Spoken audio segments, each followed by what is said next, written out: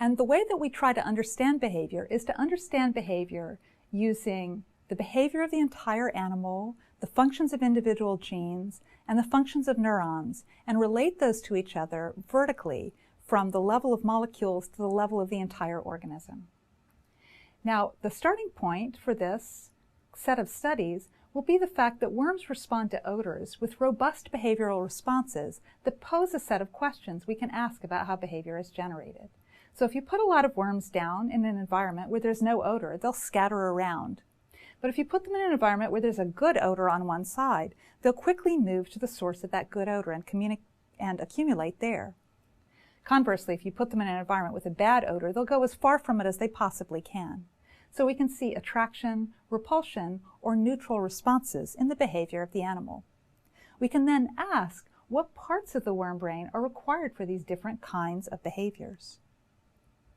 And we can ask this question through different kinds of approaches, either loss-of-function approaches or gain-of-function approaches, and both of those converge on the same answer, which is that specific neurons detect odors and initiate behaviors in the animal, and that the neurons that do this are reliably similar from worm to worm. So one way to determine that is to eliminate the functions of single neurons, which we can do by killing them with a laser microbeam.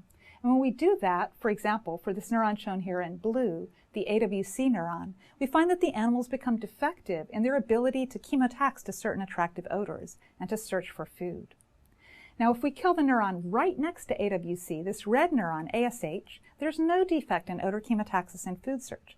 But now, instead, there's a defect in nociception and escape behavior that's triggered by noxious compounds that the worm hates.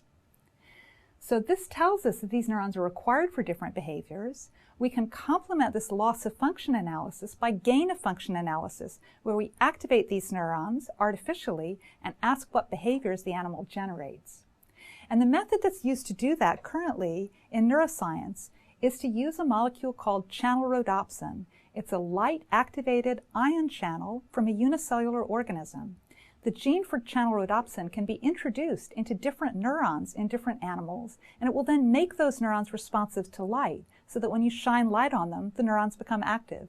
You can then ask, in this gain-of-function configuration, what happens when you activate one of these neurons? And so, for example, as is shown in this movie here, when you activate the ASH nociceptive neuron that mediates escape behaviors, simply by turning a light on and activating channel rhodopsin, the worm generates a reversal. This is an escape behavior associated with a change of direction that's exactly like what would happen if ASH detected one of its normal noxious stimuli that would also direct an escape behavior. And so we can say here that ASH is both necessary and sufficient for generating escape behaviors. Now, explaining escape behavior is pretty straightforward. Escape behavior is deterministic. That means that when a worm encounters a noxious substance, as illustrated by this series of panels, every worm generates a reliable response to that noxious substance in a way that's quite predictable, where it will back up, turn away, and move in a new direction. But when we try to understand chemotaxis behavior, we see that it has different properties. It's a probabilistic behavior. And what I mean by that is that while all of the worms will eventually reach the odor, they get to the odor by what seems to be an unpredictable path. Every worm seems to follow a different path to reach the odor source. How can we explain this more complex trajectory, which doesn't look like the reflex or deterministic action? What we need is some kind of a model that will explain how animals can approach an odor. And in fact, exactly such a model was developed by Sean Lockery and colleagues, and what they showed was that worms approached the odor using a strategy called a biased random walk, which is the same strategy that bacteria use to detect attractive chemicals in their environment. A biased random walk occurs through a fascinating strategy where animals don't point their nose straight up toward the odor like a weather vane. Instead, they simply move through their environment, waiting to see whether conditions are changing, and if so, whether they're getting better or worse. And what the animals do is that they turn changing directions at some constant rate in constant conditions. But if conditions get better, If the odor increases, then they make fewer turns. If the conditions get worse, if the odor decreases, they make more turns. And the effect of this is that animals will move in a good direction where odors are increasing for a longer period of time. And they'll move in a bad direction where odors are decreasing for shorter periods of time. And eventually, just changing direction at random, this will lead them to accumulate at the odor through what appears to be a more or less random path. So the key feature of this strategy is that the animals aren't detecting the absolute levels of odors, they're detecting the change in an odor level. Are things getting better or are things getting worse? They're looking at the change in concentration over time. So we would like to test this model. How do you go about testing a model like this about odor concentrations over time? The way you have to test this model is to generate a temporal gradient, an odor environment that changes only over time and not over space to test the predictions of this particular quantitative model. And the way that this can be done is by generating small chambers in which animals can be exposed to odors flowing past them rapidly and then examined for their different kinds of behavioral responses. And a chamber to carry out this task was designed by Dirk Albrecht. So what Dirk did was to find a small environment in which he could provide pulses of odors at a known schedule and examine the responses of the worms in these environments. And as is seen in the movie here, when you watch worms moving through this chamber, sometimes they move in straight lines and sometimes they change directions, generating different kinds of turns. Now this light color here are worms in the absence of an odor. Some of them are turning, some of them are moving in straight lines. When a dark color appears, that will signal the appearance of an attractive odor. When the light color appears, the odor will disappear.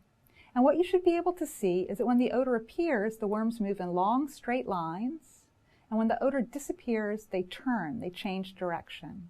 Again, attractive odor, long, straight lines, disappearance, turning. This is exactly the behavior that is predicted in the biased random walk model, an increase of turning when conditions are getting worse. So here we can see that at a visual level. But in order to understand behaviors, we need to quantify those behaviors, not just look at them qualitatively. And to do that, we can use methods to automatically analyze the turning behaviors using computers to monitor the position of worms over time. We can then assign to each of the worms a description of what it's doing at any particular time. Is it moving forward here in gray? Is it pausing or reversing here in black? Or is it generating different kinds of turns called pirouettes here in red? This analysis can be done for many hundreds of animals over different kinds of stimulus protocols, leading to the kinds of data shown here, where animals are exposed to pulses of odors in blue and odor being removed and replaced by buffer in white. And then here, hundreds of animals are monitored for their behavior in response to that sequence of odor and buffer pulses. And what you should be able to see is that there's a lot of red and black material in the presence of buffer, but much less when odor is present. These hundreds of traces can then be quantified to generate the one trace underneath, which shows the probability of turning under different conditions. And what you can see is that when odor is present, as it is here, the probability of turning is quite low, but it's not zero. And when odor is removed, as is shown here, the probability of turning shoots up, but it doesn't go up to 100%. It eventually returns again to the basal probability of turning. So from this, we can say a couple of different things. We can confirm the biased random walk model. We can say that yes, turning rates do change based on odor history, whether odor has been added or removed. And we can also notice that this is indeed a probabilistic behavior, that the probability of turning changes, but it's never 0% and it's never 100%.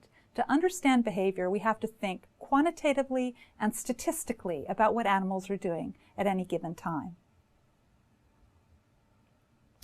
So using these kinds of assays and simpler assays that resemble these, it's been possible to map out neurons that are required for odor chemotaxis and food search. I told you that the AWC neuron, an olfactory neuron, is required for odor detection. AWC forms synapses onto 3 different classes of interneurons, neurons that collect information from a variety of sensory neurons. And these neurons are connected to each other and with a fourth neuron. All four of these neurons that are one synapse away from the AWC neuron regulate turning probabilities.